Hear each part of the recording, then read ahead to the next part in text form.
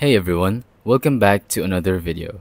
Today I will teach you how to add WhatsApp to your Shopify store.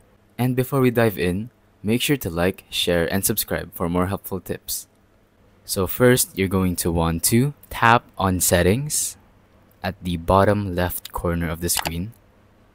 And now that you're in your store, the settings of your store, you're gonna want to tap on Apps and Sales Channels. And then up here, you're going to want to click on Shopify App Store. So just wait for it to load. It may take a while. Now that you're here, just simply click on the search bar and type WhatsApp or WhatsApp button. So you're gonna want to choose from these.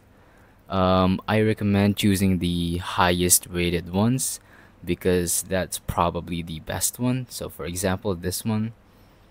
And then you can just simply add it to your store and then you will have a WhatsApp button. So I hope you enjoyed this video.